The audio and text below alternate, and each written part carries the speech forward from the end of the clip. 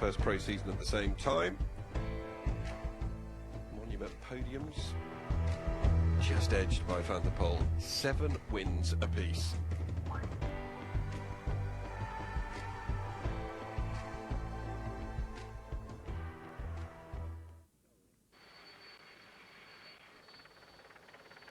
Well, glorious conditions greeting the riders here ahead of this 109th edition.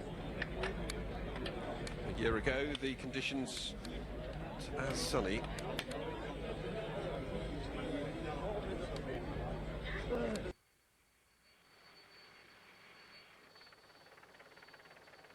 Let's take a look back at highlights of last year's race, which of course saw Mathieu van der Poel crowned for a 3rd time in Flanders. So with 136 kilometres to go, breakaway took place. And this was where that breakaway took place, on the Ulla Quadramont for the first time. And they managed to build up a lead over the peloton of 3 minutes and 50 seconds. Rapperswil de Koning leading that main peloton behind. 96 Ks to go. This group managed to forge themselves out an advantage with Pedersen beneath Van Baal. 87 Ks left was when Van der Poel went on the attack to join up with that first group. Just a little further back, Pedersen and Gianni Vermeersch made their way up the road as well. So with 55 kilometres to go, back on the Quadramont, Mathieu van der Poel accelerated over those cobbles.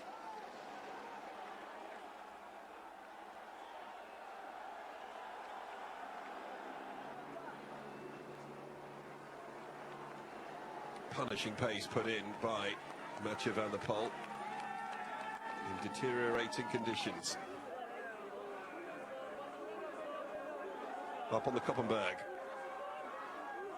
Garcia Cortina had a mechanical. Van der Poel accelerated again, and behind, chaos breaking out.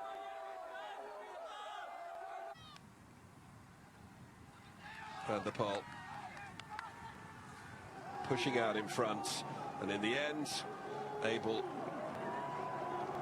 to have his own piece of history recorded in a manner of his own making, lifting his bike up over the finish line to signal yet another magnificent victory in this race. They are the last 10 winners of the race. Philippe Gilbert, the last Belgian to be victorious. Mathieu van der Poel winning in 2020, winning in 22, winning in 24.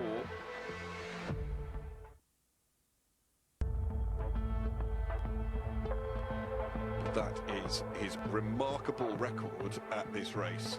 His worst finish, 4th place in 2019 on his debut in the event.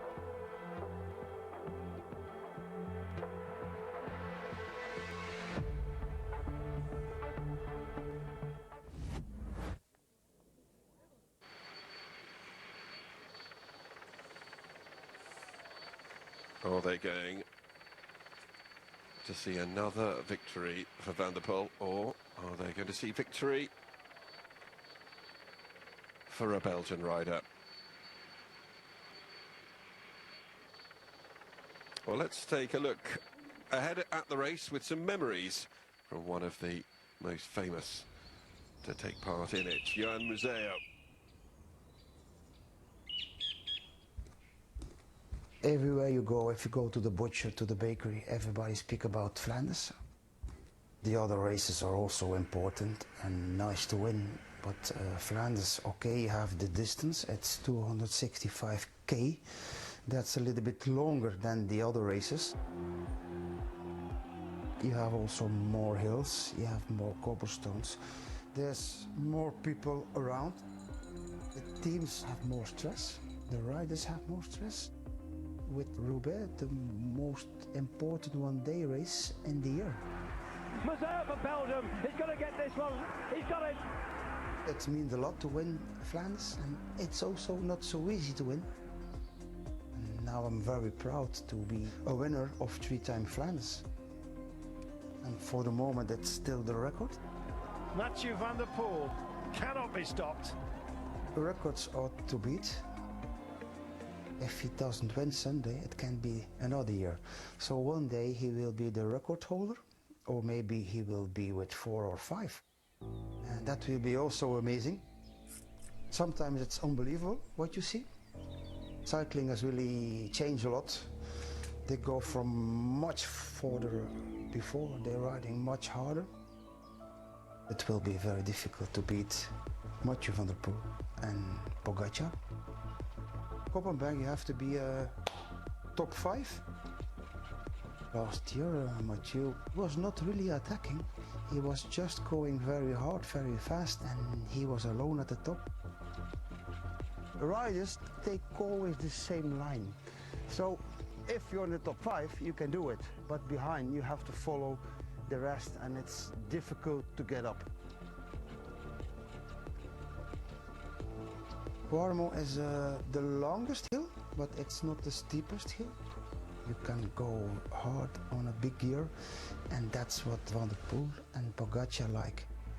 It was an iconic climb, and now they do it 3 times that make it more iconic, because someday there will be around 10,000 people around this climb here.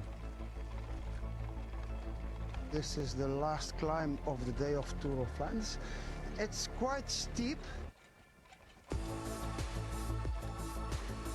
It's not so long, it's around 800 meters. And riders do it, let us say, in a small minute. So really full gas to the end, a lot of watt, a lot of power, and yeah, let's go.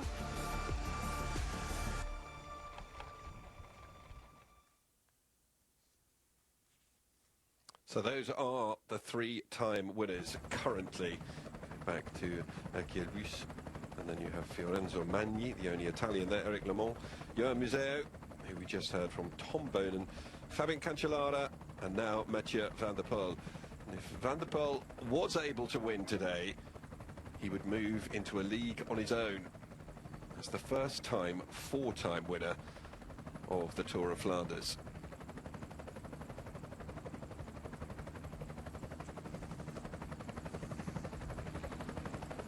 As you just heard from Johan Museo, it's a hard race to win. It is the second monument of the season, over 260 kilometers long.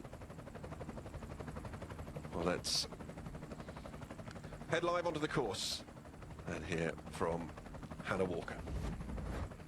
Good morning and welcome to a beautiful Bruges. We're here for the second monument of the season, the Tour of Flanders, the Ronde van Vlaanderen, and already the atmosphere is building very, very nicely. There are plenty of crowds wanting to try and see their big favourites ahead of the race as they go to the sign-on. It's nice here, I have to say. It's blue sky, it's sunny, it's around 12 degrees. The wind isn't as strong as we might have thought yesterday, Jip van den Bos, but it still could make a big difference. What do you think? It is. I think the part from Bruges till the hilly zone, it's almost all the time it's side wind. There is not much wind, but there is a chance for echelons. And I think with like the 2 big favorites, Van der Poel and Pogacar, all the other guys, they need to try something. So maybe a strong block from Visma Leasebike will try something with the wind. We saw it last Wednesday in Dwars door Vlaanderen. So we can expect something with the wind, I think. Outside of those 2 big favourites then, of Van der Poel and Pogacar, who else are we looking at and how can they beat the top 2? That's very hard to beat that top 2. But we have a lot of strong competitors here. We have Koen, we have Ganna, Pedersen. Thanks I for already the said random bike squad. Follow. You're the best. Thank you. Stuyven is in very good condition, I think.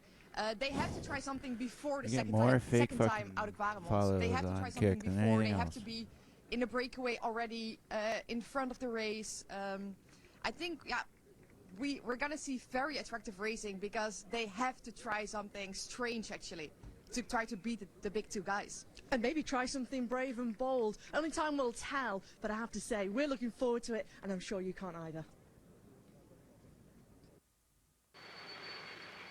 Well, he will be the rider or the team to do something brave and bold to try and upset the two main favourites for this race. No real doubt that the majority have come here to cast their eyes on Mathieu van der Poel and Tadej Pogacar, but Mads Pedersen also fancies his chances. Mads Pedersen, how much confidence did you gain after that incredible victory at Gent-Wevelgem and of course your podium in E3? I don't know if I gained any confidence. It's always there, you know, but I'm just looking forward for today, and yeah, it's a different race, so you can't compare it too much also. How much does it change then having Mathieu van der Poel or Tadej Pogacar on the start list, and particularly the way that you might want to race? Is it a case of you want to be anticipating way earlier than them and rather than waiting for the last few climbs? I think I said it a lot of times already that for us to beat these guys, we have to ride as a unit, you know. Lead and Trek have to be one massive team, and that's our way to beat them. Because if we race, you know, mano a mano like an E3, Mathieu, he dropped me, and Mathieu also said it yesterday, those two are by far the best. And then, yeah, we have to see what we can do, but it's still not impossible, you know. You certainly have a very strong team around you, and you are as a very strong unit. Is it today that you can get a monument onto your palmares, Mads? If I didn't believe it, I wouldn't be here. Best of luck. As you can see, the atmosphere building in Bruges ahead of the team presentation. And the riders setting themselves for a day of endurance.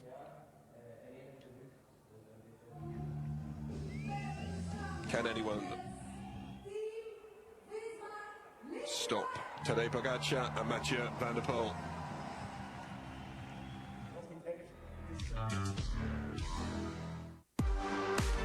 Here is the course that they will be taking on, starting out in Bruges, and as fits with tradition, it's about 100 kilometres, which is relatively calm and flat before they make their way into the loop around Oudenaarde. And that's where the cobbles start and the climbs begin as well. And they come thick and fast in that closing 150 kilometres of 265 that they take on.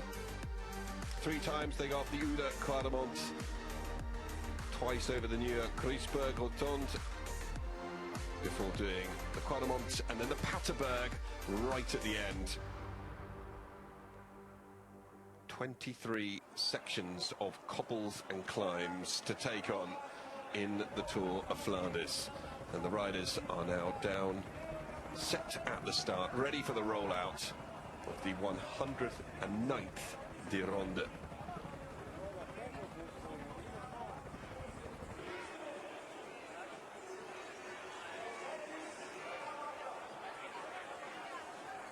Well, people often talk about cycling being a religion in this part of the world, and that is why it is termed Holy Week, in the Holy Week of monument cycling. Tour of Flanders, and a week later Paris-Roubaix, which of course Tadej Pogacar will be lining up on the start line of Paris-Roubaix. Mads Pedersen, Mathieu van der Poel down on the start line, all set for the départ fictif.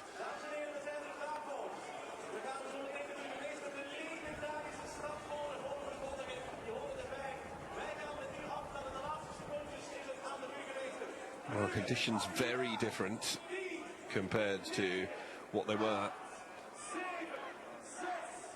a year ago.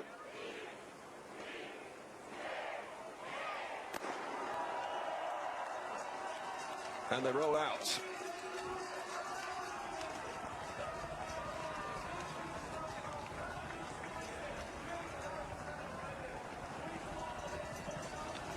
The one thing that you can see if you just look to the top of the tower there, the wind is blowing, and in the opening part of today's Tour of Flanders they will have the possibility of Certainly the breakaway being decided perhaps by those side winds. We will have to wait and see. Echelons might be formed, as we heard from Hannah and Yip. It offers the possibility for teams to try and unnerve Mathieu van der Poel and Tadej Pogacar. They, of course, will be well versed and well prepared for it, but at the same time, teams are going to have to try and throw a spanner in the works if they don't want it to turn into a bit of a processional duel between those two riders. But monument riding is not an exact science.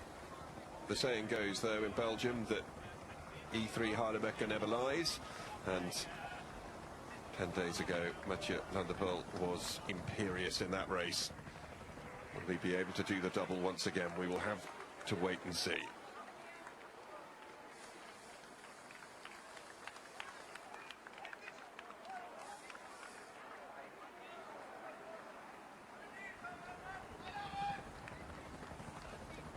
We are underway in the départ fictif of the Ronde van Vlaanderen, the 109th edition of this great race, and they're making their way out through Bruges before hitting the roads and making their way down to Oudenaarde and then on to the famed circuit that will see them take on some of the most iconic bits of cobbled roads and climbs in cycling history.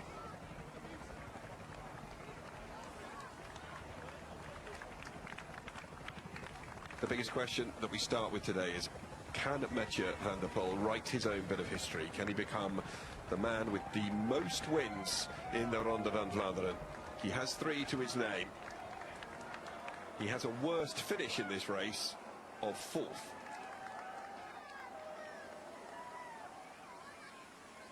Will Tadej Pogacar be able to add to his title from 2023? Or will it be someone else? Well, we will discuss the likely victors in just a few moments' time, but currently making their way through the streets of Bruges. Still got 7 kilometres to go until we get underway.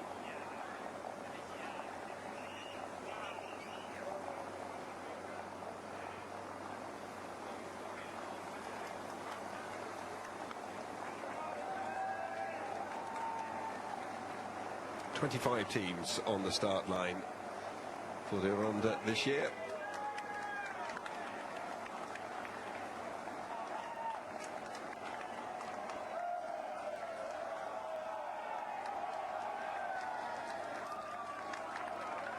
Thousands on the streets of Bruges. There will be thousands lining the route.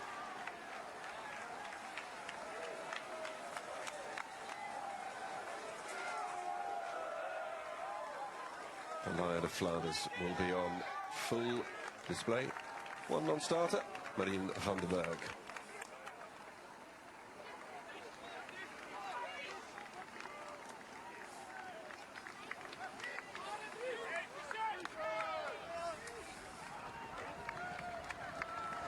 Let's make our way through the streets of Bruges. First opportunity here to introduce John Mould, who's sitting alongside me.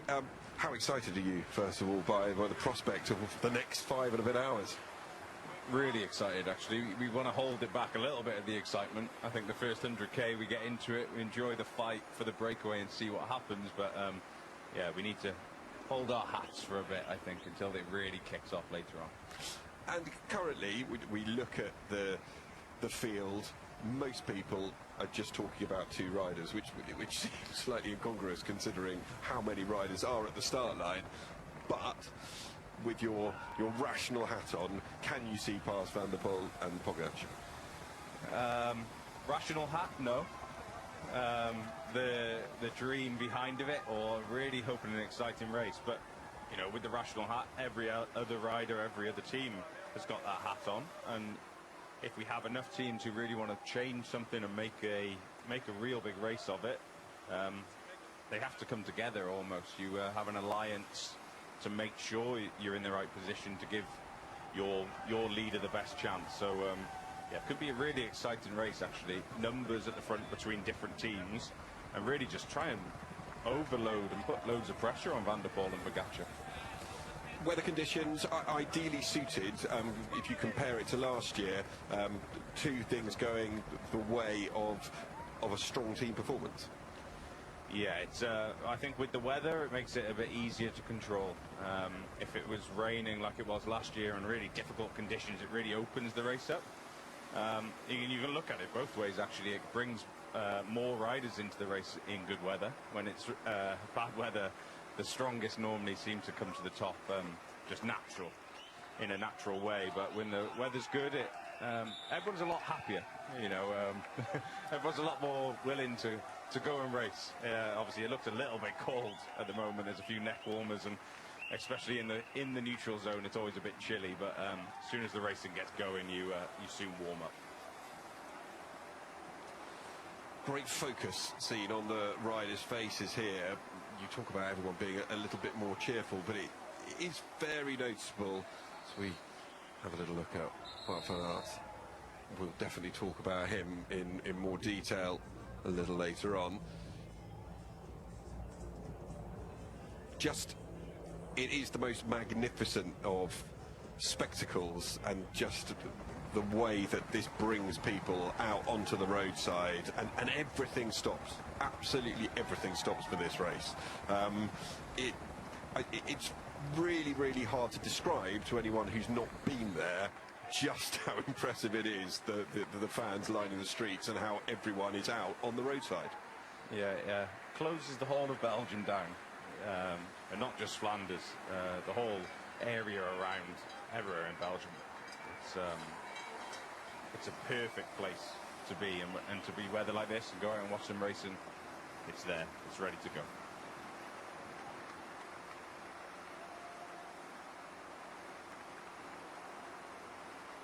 We are in the Départ Fictif at the 109th Tour of Flanders. I've just introduced one of the men who will be sitting alongside myself, Jez Cox, during the next five hours. John Mould and John, just discussing weather conditions here.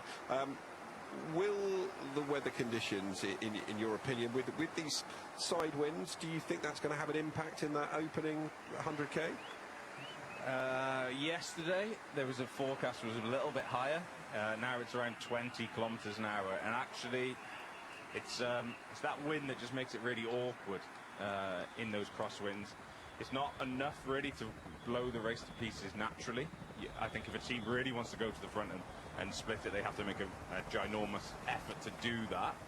But it's more just it's just one of those days when you're going to be in a bunch that's going to line out, and you just like hurt people's legs really. And if there is going to be a split, it's going to be a split from people who are losing contact from the back of the bunch, but not at the front, I wouldn't say.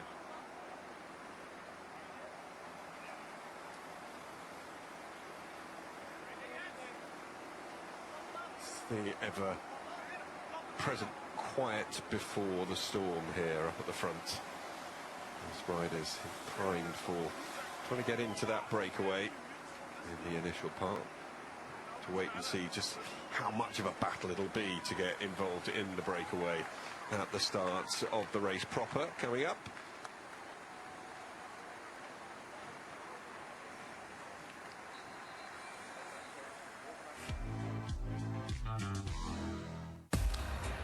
So our experts currently ranked with the Brits out in front by 5 points from our French colleagues.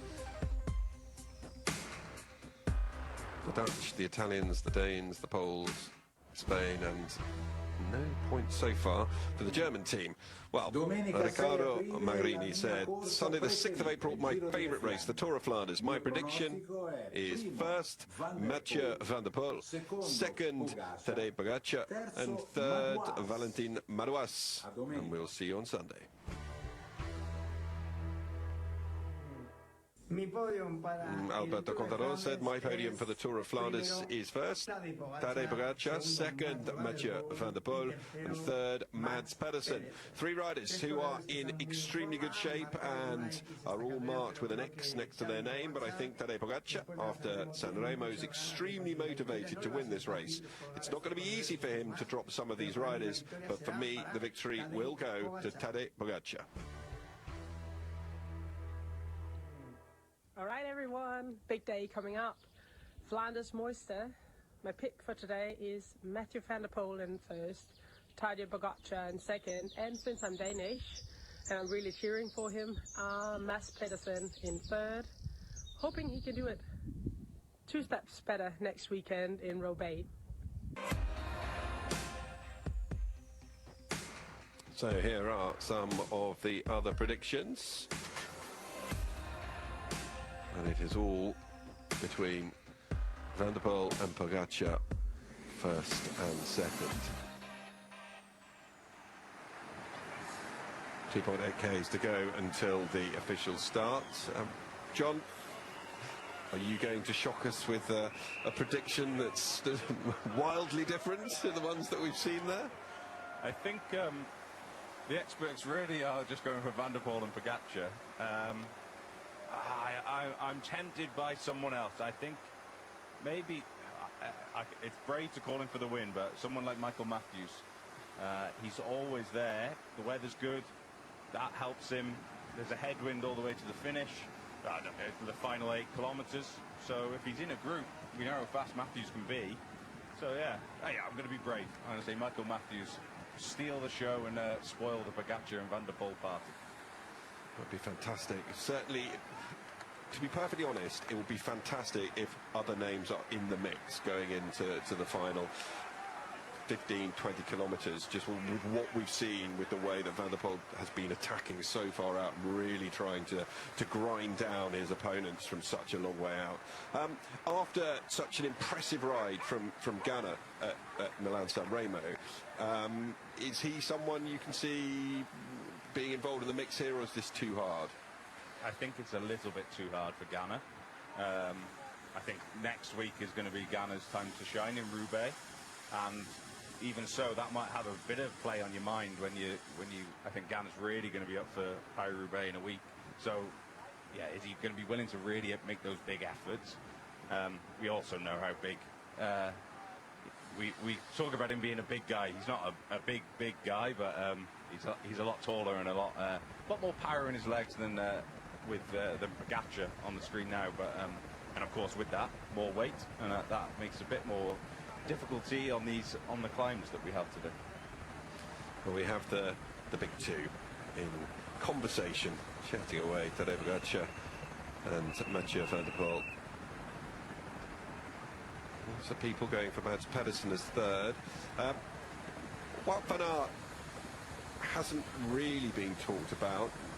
He obviously has been spoken about a lot in the Belgian press, in press conferences, asked loads of questions about whether this is his big target for the season, and wonderfully honest, I think, as ever, Wout van Aert, when he's just talking about the fact that when he was growing up, this of course was the race that he most wanted to win, but is it the be-all and end-all for him? And he just said, no, it's not. He said, but if I turn around and say to you, the Belgian press, that I don't care about this race, then obviously you'll tear me apart. So I do care about it, but at the same time, it's not the be-all and end-all.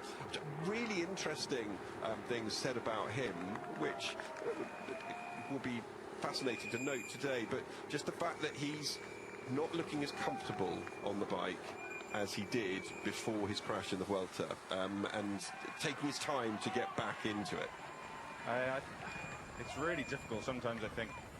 The crashes that Van Aert had, he's had some really bad luck, and I think it's easy when you read something online or you see an injury, a broken bone, and everyone goes, oh, that's a really bad injury, it's going to take a long time, but the injury had to it was just like a real deep cut, but you do so much damage, it takes so long to heal, and you can't just keep training because you need to, the knee is so important to us as bike riders that yeah, you have to let it heal, then you lose so much fitness, because the only way you can let it heal is not ride your bike. We approach the start of the 109th Ronda.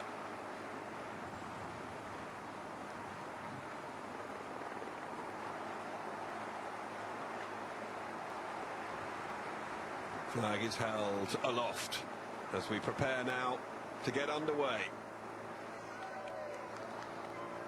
And the flag is waved. The car will accelerate away from the peloton, and now we have the jostle and the joust to get into the breakaway.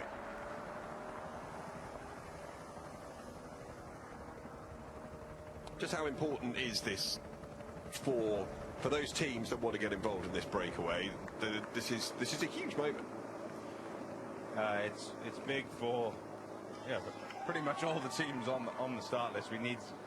You can look at it in different ways. The smaller teams, the invitees, wanting to be in the race, to be in show and be a part of the race. But also for all the other teams, actually, all about being numbers in front and putting Pogacar and Van der Poel.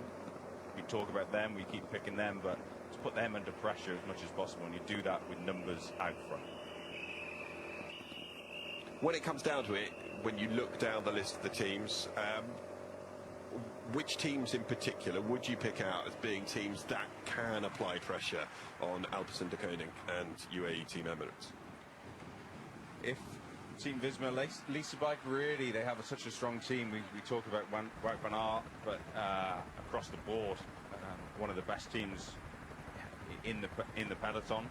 You look towards Quickstep, EF, Education, Easy Post. We saw Doors Flandern. What happens? Nielsen Paulus was in that break. The race comes across and he takes the win. Those two really stand out, but of course, Bahrain Victorious still hunting for some big results this year, and it's one way of them doing that, making their way to the front.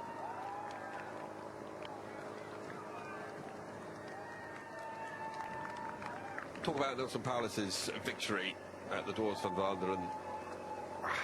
How did you view that race? How are Visma going to bounce back from the way that they got that wrong? Yeah, they did. To be honest, they did everything perfectly through the whole race. They did an amazing job to split it as a team when they did in the wind, and they made the one mistake. And actually, Wout van Aert held his hand up and said he was the reason he wanted to keep it for a sprint. In some ways, it's really motivating. It almost, when you have a real, I suspect they would have had a long debrief after Doors, and it almost inspires and opens up the floodgates for other riders to come into the race and really, show what they can do. Like I said, Jorgensen, he's really disappointed not to get an opportunity, and now he will.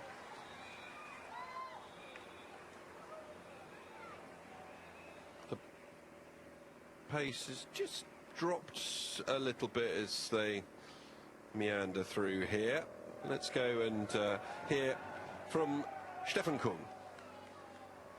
Stefan Kung, you were a little bit disappointed after Doors of Vlaanderen, particularly with your mechanical issues. Is everything sorted now and, of course, motivated ahead of Ronde van Vlaanderen? Yeah, I hope so. I hope that today everything goes well. Like in German, we always say if the rehearsal goes a little bit wrong, then the premiere is going to be good. So if it's the same today, then today I'm going to have a good race. Physically, I feel good, I feel ready, and happy to be here at the start. You've got good shape, but of course, what can we expect from yourself and Groupama FDJ, and particularly, how do you think the wind might play an effect at the start? Yeah, it might play a factor, that's for sure, because also like you have strong collectives in the race like Visma or Trek, and they will try to take advantage of that and maybe catch one of the big favorites on the back foot. So yeah, today you got to be ready from the kilometer zero, and then it's a lot about like feeling when is the race going to open up. Like, is it worth spending energy trying to get up ahead, or is it better to stay defensively? Because if too many guys want to go up ahead, then they kind of gonna go after each other. So yeah, that's a good thing. I have a lot of experience in this race, and yeah, for me it's just about like to feel when is the moment. Well, interestingly, as Stefan Kung was speaking there, we see Barry Victorious coming to the front, driving that pace along, and just starting to stretch things out at the front of the peloton here, looking to form the break again. We just saw a drop in pace as they went through the town. Now they're just starting to stretch things out again. Yeah, almost in Stefan Kung's interview, though, they're all cancelling each other out so far. You can see how many riders want to be part of the breakaway. Rider from EF Education Easy Post, that's Max Walker. He's been at the front, almost just marking everything so far. Haven't seen him out of the top 10 yet. Making his debut at Ronde van Vlaanderen for his new team. The 4 riders who never experienced this race before, first of all, what is that graduating up to the distance of 269 kilometres as they will be doing as we go past the Ghent-Bruges Canal? What's that going to be like? And second of all, just experiencing the crowds. Yeah, they obviously the distance comes as you get older and you get used to those things, but you come to Ronde, how difficult and how tough it is. 100% probably, I think, the hardest monument. Actually, we talk about how tough Roubaix is, but sometimes, yeah, we have really good weather today, but Flanders can be the hardest out of all of them, and sometimes the longest day you spend out on the bike. So, yeah, when you are struggling, the crowds towards the end will definitely try and drag you on and inspire you to make it over those final tough climbs. Really active at the moment out in front. Most of the team make their way up onto that right-hand side of your picture as well. Wagner Bazan, the former team of Bengal, they merged with a continental team who was sponsored by Wagner this year. Struggling a little bit with the results so far. They're having a difficult time. Just made a good move there.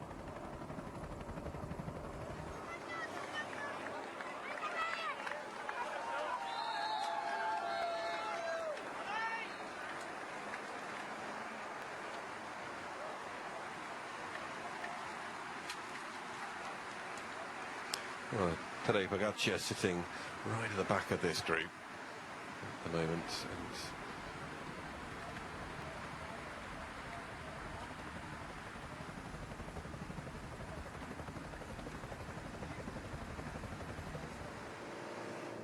this move out in front, still managing to stick at the moment from Jelle Vermeet.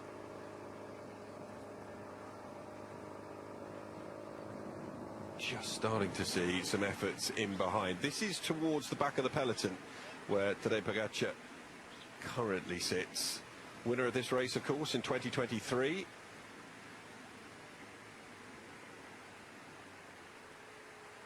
How important for the sport is it, John, that Tadej Pogacar is competing in the monuments and the classics and coming out and putting his name forward in a way that we haven't seen necessarily from Grand Tour winners for a number of years? Yeah, I think it's really well, it's inspiring, actually. You see Tour de France winners.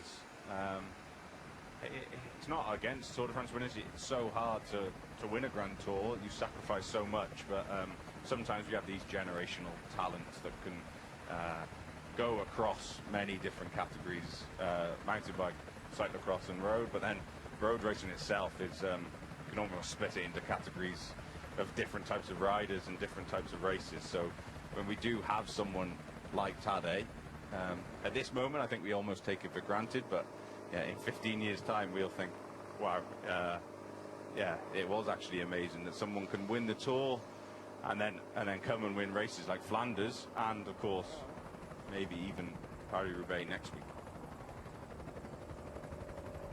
Come round the outskirts of Burnham, and it looked to me as though Jelle Vermeet was just sitting up, deciding that he would link back up with the main peloton. A lonely time up the road on his own.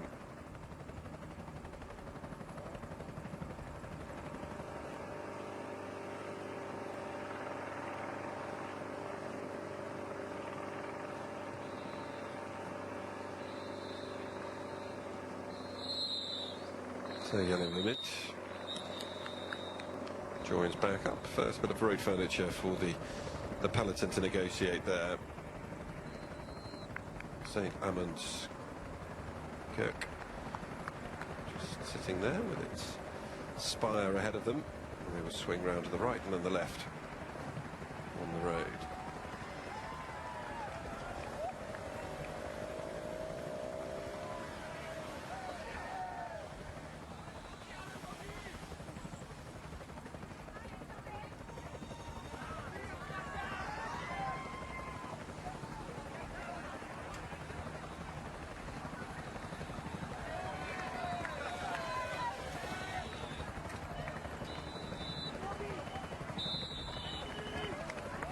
So today Pogacar is still sitting 5 from the back in the main peloton here in the early exchanges. No team members. They seem to be around him. A little bit further up the road. Dylan Tones of the Cofidis team. A Cofidis team who will be looking for wins, another team who slightly desperate for them. Comes well, a number of days after the UCI has changed their policy on the wildcard entries to Grand Tours, which in turn comes towards the end of the relegation cycle as well. What did you make of that bit of news? Obviously it's I think for the fans actually 23 teams in the race makes it a bit more exciting, and it gives more opportunities for teams to be involved. The other big rule actually, you have to be, at the moment you have to be top 40 in the world rankings to qualify for a Grand Tour. Next year that's top 30, so you have to be in the top 30 rankings in the UCI world rankings to even qualify for a world tour.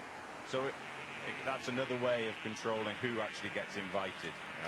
Yeah, it's an extra place, obviously 23 teams now, but it really makes the quality of those teams invited to these Grand Tours the highest they can be. As far as the teams that have benefited from the ruling are concerned, it plays into hands really well for the teams who wanted to go to the Giro, for riders that organisers wanted to see riding in the Tour and the Giro as well. So it seems to make a lot of sense to me, plus the fact, because teams have been reduced in size to 8 riders anyway, when you're not getting up to the bigger numbers that you saw in the 90s and the 2000s. So from a safety perspective, again, it was a bit of a no-brainer. Yeah, I don't see it being a problem safety-wise, really. To be honest, you can put 30 riders in a small little group and fight for the win, and we have crashes. It's making it safe environment and how they race. Yeah, I think that with an extra team, it's not going to make too much difference, really. Dylan Toynes makes his way up from the cars back into the peloton.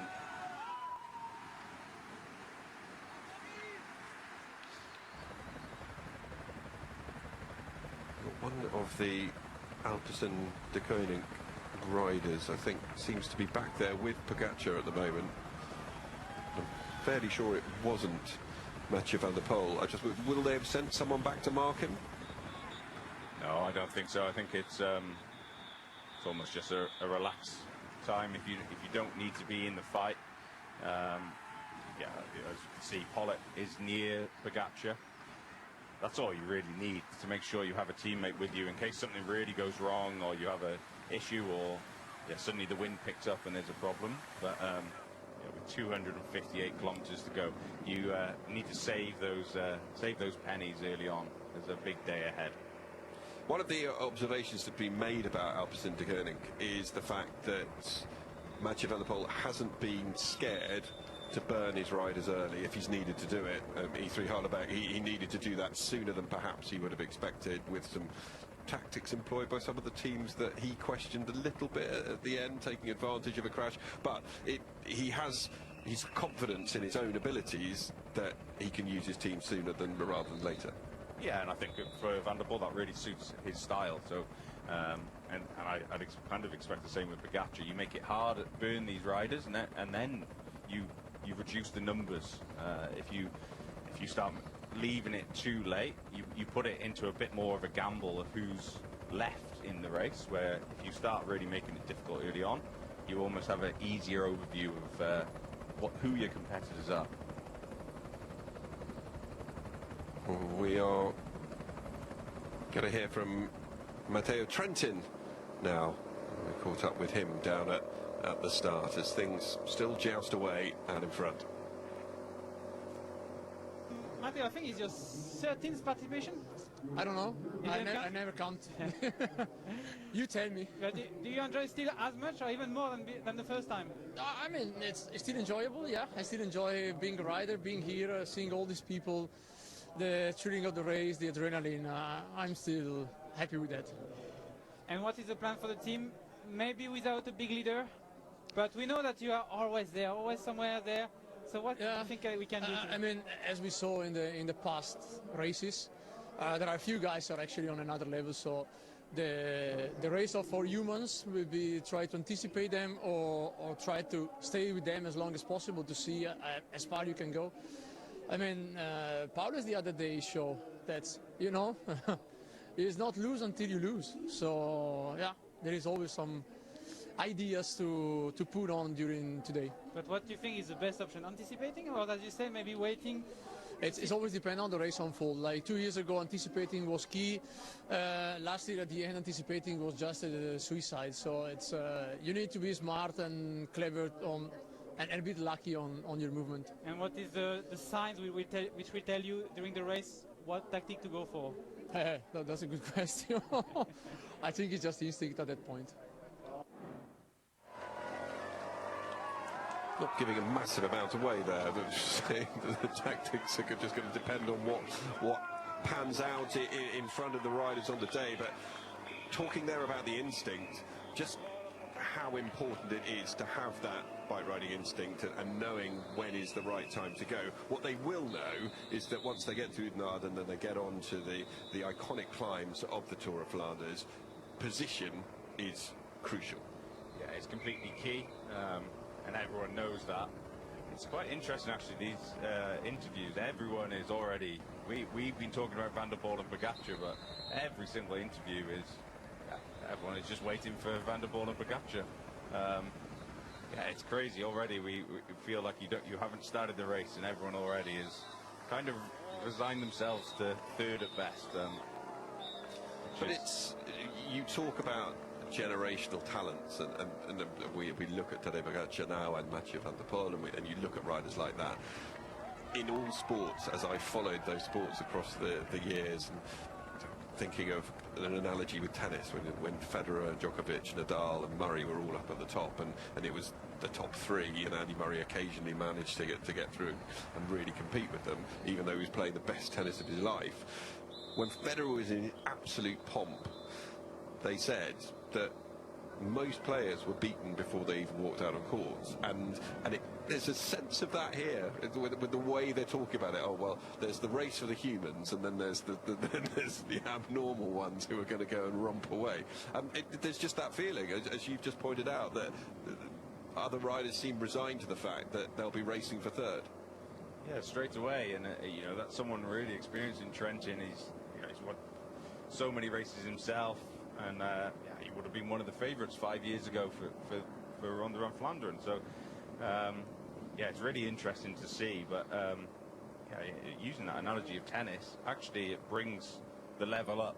You have to be, we're a generational talent, so the only way you're going to win is you need to be as good. There's no way to hide from that. So yeah, sometimes we have to remember how good these riders are, and yeah, and like you said, when a Andy Murray comes up and wins, we need to really think, wow, they've done it against the big riders here. once again.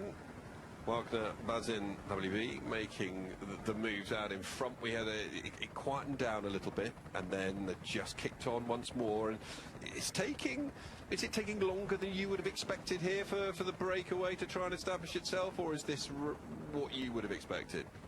This is about right, really. We're only around 15, 17 kilometres into the race.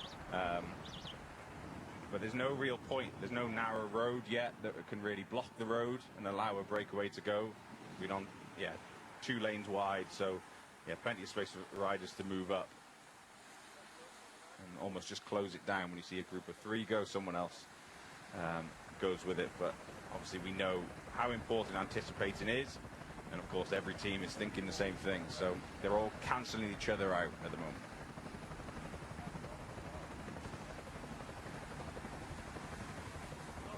Time now to hear from another rider. Let's hear from Nelson Paulus, winner in the week, of course.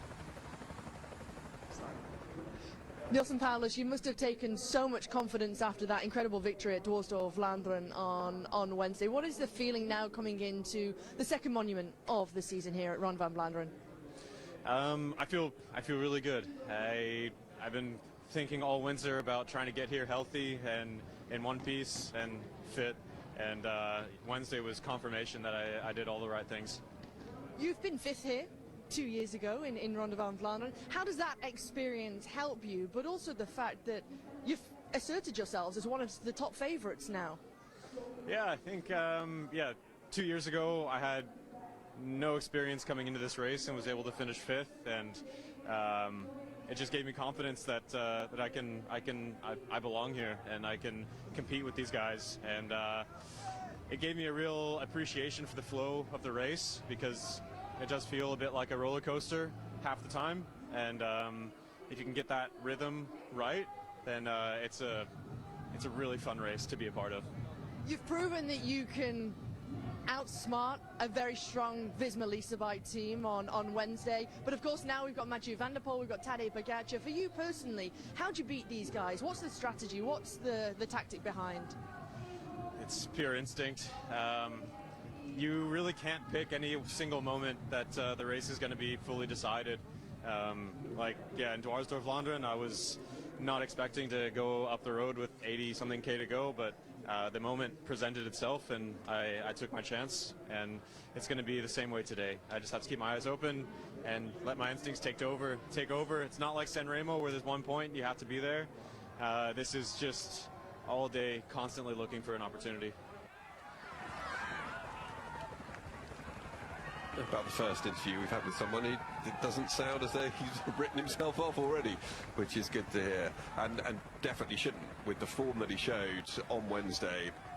A phenomenal victory, an interesting, never in the previous 108 editions of the Tour of Flanders has the race been won by anyone but a European. So Nelson Paulus would write his own bit of history today if he was able to get on the top spot on the podium. Yeah, it'd be quite a nice one. We'll keep talking about Van der Poel becoming the record holder, but a non-European winning and setting that new record would be something special as well. It's really interesting. He talked about the fact that you're constantly having to be on the lookout, and that was very much more in reference to the last 150 kilometres when the climbs start and the cobbles really kick in. But even now, you can just see at the front of the peloton, pace accelerates, then it comes back down, and it goes again, and they're just constantly feeling each other out at the moment. Yeah, they really are. I think if you're 40th or 50th wheel back, though, you're not in this crazy bit at the front and following moves, and as we saw, Pogacar was at the back relaxing, trying to relax, trying to ride himself into the race, but with that takes that risk as well. So it's you never know what can happen. Crashes, problems with anything actually. So being towards the front, but I think of many teams, they're different. The different teams that towards the front, everyone wants to be a part of a breakaway today. Rory Townsend was sitting on the front there just for a moment for the Q36.5 Pro Cycling team. The Irishman slides back down the field. I think at 240 kilometers to go, we make a right-hand turn, and that's where the first narrow road really comes. So I think at around 10k, if you have a small gap, at least the bunch then can block the road and allow a small group to get away. So this is what these riders are trying to get into first.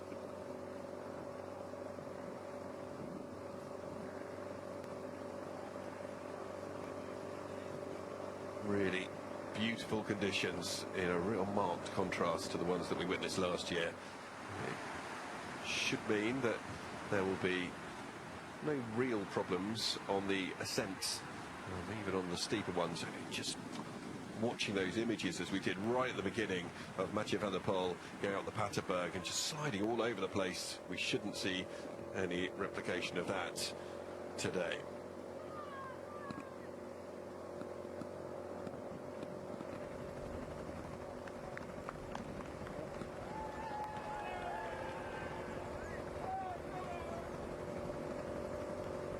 Just stringing things out on the front and once again driving the pace along and starting to see potential formation here, but wanting some numbers.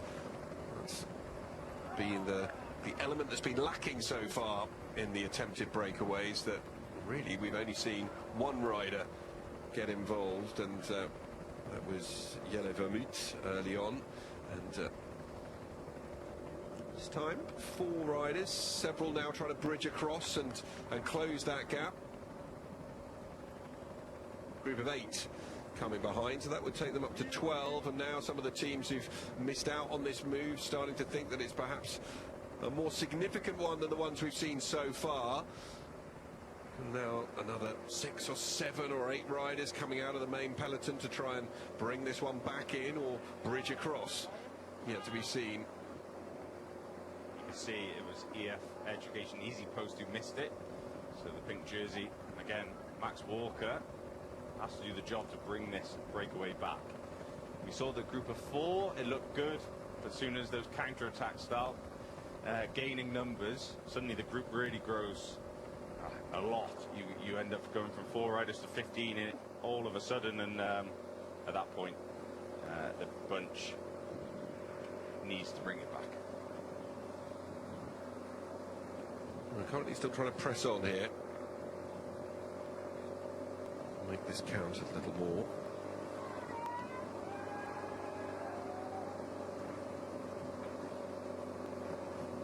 So, quite interestingly, we're in a headwind for the next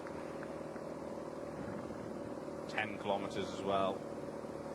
So, at that point, it's making it more difficult for the breakaway to get away.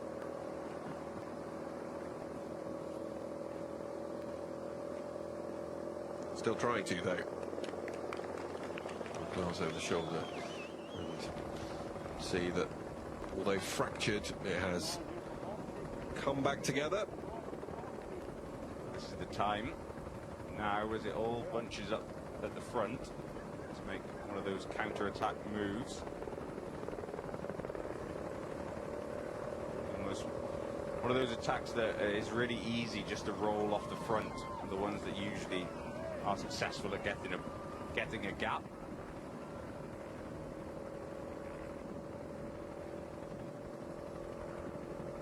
So I think the teams are cancelling each other out so far. Cancelling each other out. What will the advice from teams be on this front? If you're going into a headwind, is it worth expending the energy? Rory Townsend again up the front. Yeah, normally each team would put 3 or 4 riders to really go for the early breakaway.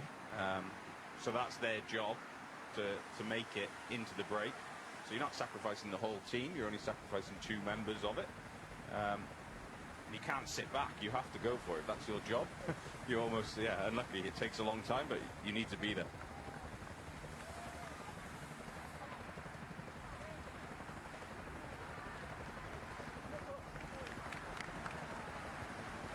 It is the Tour of Flanders, the 109th edition, rolled out from Bruges, and still in the early Early salvos being fired here, just over 20 kilometres completed by the peloton so far, but we're yet to see a breakaway manage to really make any impression, as we now see Ineos involved, pushing things along with Bob Jungels. Made that transfer over to Ineos kind of late on in the winter as well. Moment, Jungels on his own. Yeah, on his own, he's put a couple of glances back over his shoulder to see if anyone's coming with him. And another one here, and now things starting to heat up off the front of the peloton. 10 riders looking to join in, and then you've got another 5 or 6 behind them who are looking to press on as well.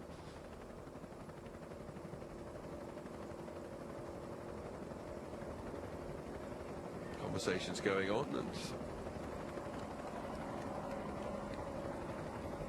hard to see the gap now between Jungels and this chasing pack.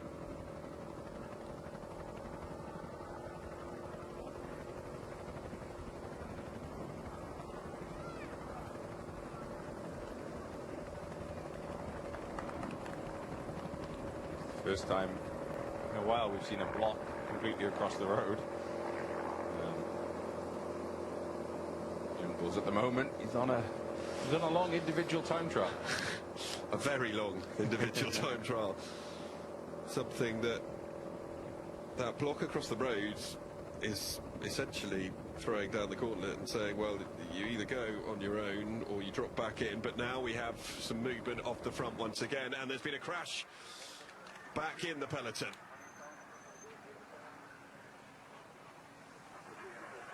Lennart van Etveld of the Lotto cycling team seems to have been the one who got most affected there, and Carlos Canablanco.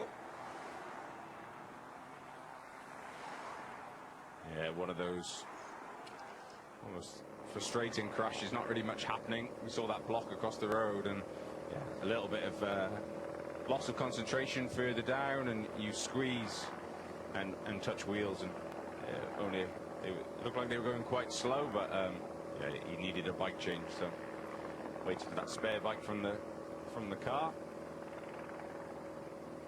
and Jungels waiting for all the bikes to come back to him.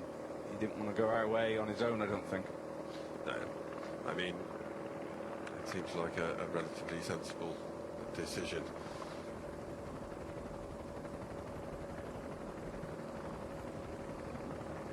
It's still being blocked at the front.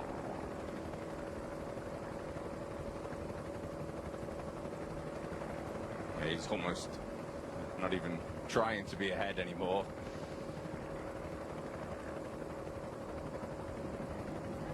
Now it's Bingle and Flanders Baloise, two of the smaller category teams in the Ronde van Vlaanderen. And are the riders behind happy to allow these two to go up the road? Looks like it so far, doesn't it? When you look at the block of teams towards the front, so there was Little Trek, Red Bull, Bora, Hansgrohe, and Visma Lisa Bike. That means they could stop counter-attacks. Not all counter-attacks, though. It's Arkea, B&B Hotels. First ones to try to bridge across. And that bridging move has immediately produced a number of riders flying off the front and trying to get involved in the breakaway as well. 8 seconds, just that slender advantage that's been eked out up the front. It's actually Wagner, Bazan, who were trying to bring that break back.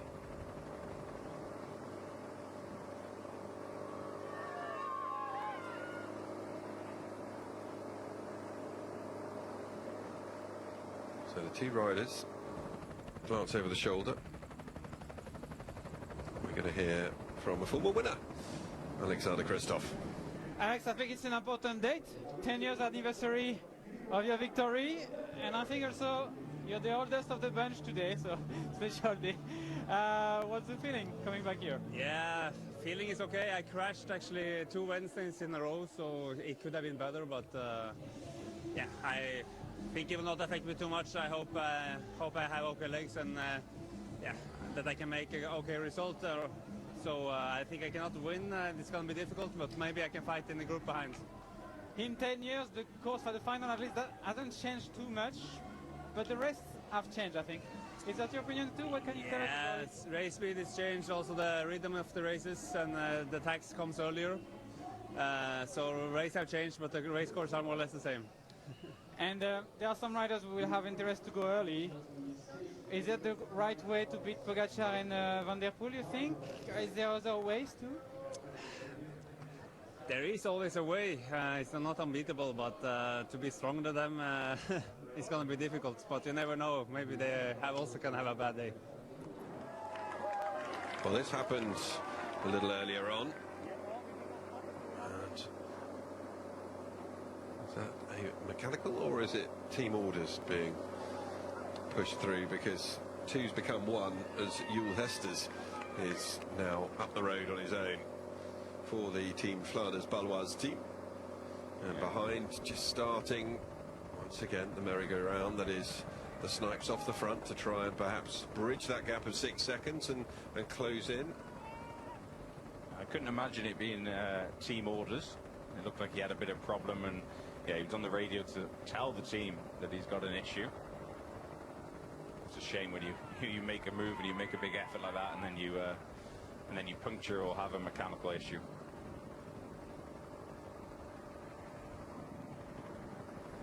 At the moment, two off in pursuit to try and with a few more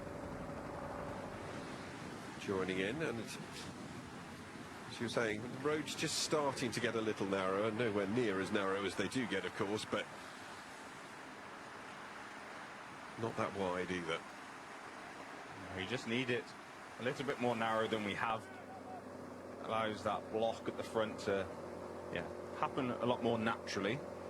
Less space for riders, but Hester's on his own. Hester's a top track rider.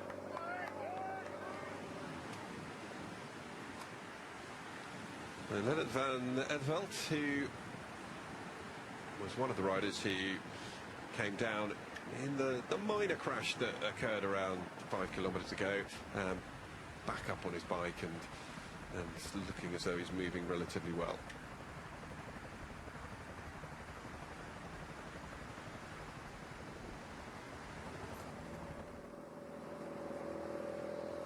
So Hester's reeled back in.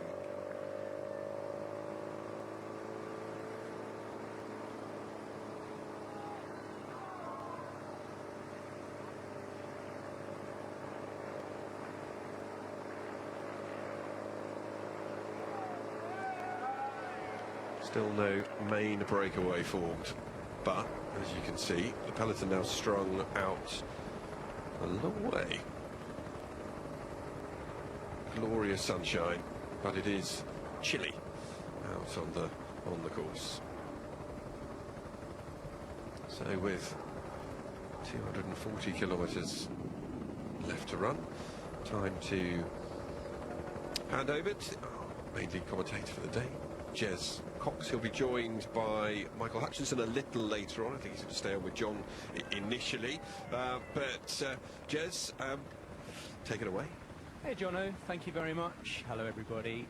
Yes, my name's Jez Cox. Thank you to Jonathan Harris-Bass and John Mould. And John, I think, is going to join us. We'll flip and change a little bit with our co-commentators. I have Dr. Michael Hutchinson with me, and I think Mouldy, as we politely know him, will come and join us at some point as well. We'll have a good natter about where we think today's race is going.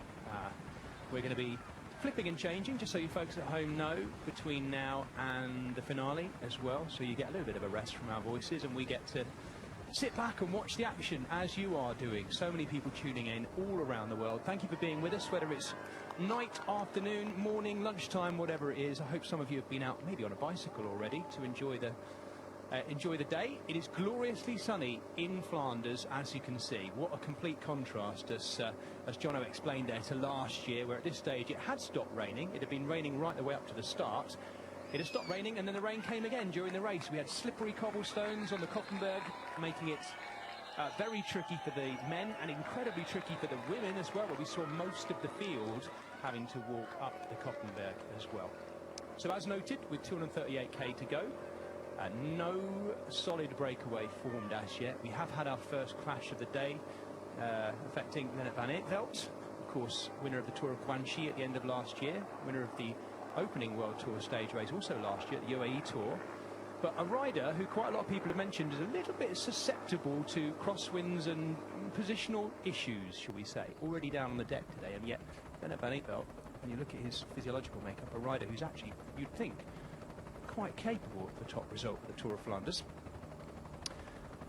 We're going to go now to a guy, talking of top results in the Tour of Flanders, to the man who came second last year, Luca Mozzato of Arkea B&B Hotels. Not many people would have been picking him as a podium finisher last year, and yet he came second by winning that bunch sprint, just ahead of Michael Matthews. Let's hear from Mozzato at the start today, see whether he can better that second place. Luca, I think coming back here, bring back some good memories. Yeah, Tell sure. us how important it was for you. Well, so far is my best day on the bike as a bike rider, and yeah, will be hard to replicate it, but every time we come there in Flanders, especially today, yeah, the memory are going back at that day, and for sure it's a pleasure. How is the shape comparing to last year? But actually it's not the same. We got some trouble on the last month, but we are there, and we try to fight until the end for the best result as possible. What will be the best plan? But probably everybody know there are two, and probably in my opinion Van der Poel is a bit the favor, but we'll see in the end. It's a long race, a lot can happen, and yeah, I think from home we'll enjoy that. Yeah, because you said there's two big guys, we all know that.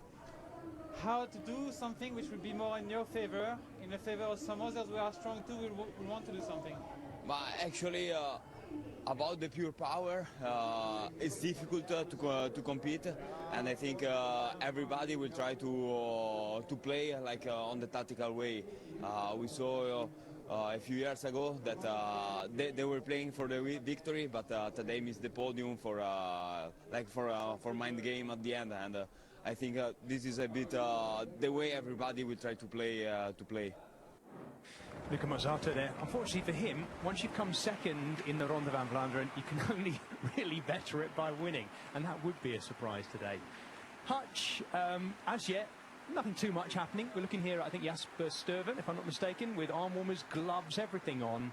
The race is yet to heat up, but we look at Mozzato there. We should be, I mean, we can't really do this, but he was the big surprise last year. We need to be ready for a surprise today, Hutch, because everyone's talking about Mathieu van der Poel, everyone's talking about Tadej Pogačar on this big clash. What's the chance of someone sneaking under the radar while all that's going on? Oh, I really don't know. Yeah, good morning, Jez. Yeah, I mean, it's a very strong field. I mean, there are some of the teams, like maybe Jumbo-Visma is an immensely strong team. If he's been out, he could certainly win a race like this. Clearly didn't with doing Duarte or Vlaanderen in the middle of the week. We'll get back to that at some point, I'm sure. But there are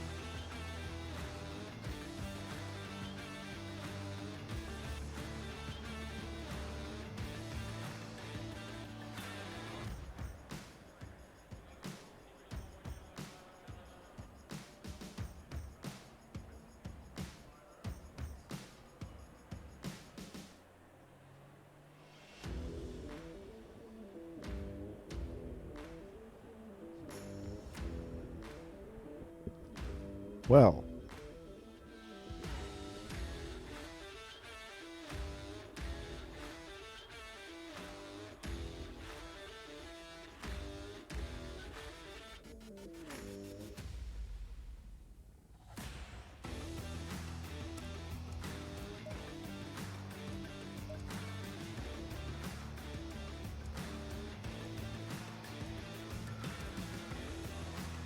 For 30 minutes.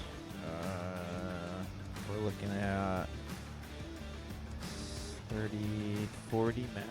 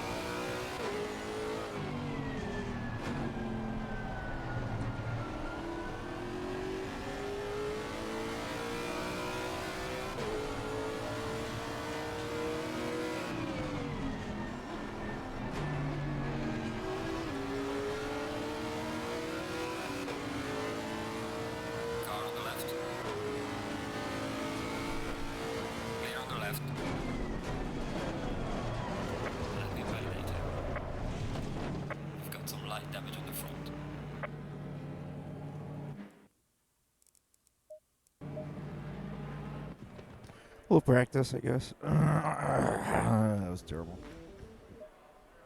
Green light, show them what you got.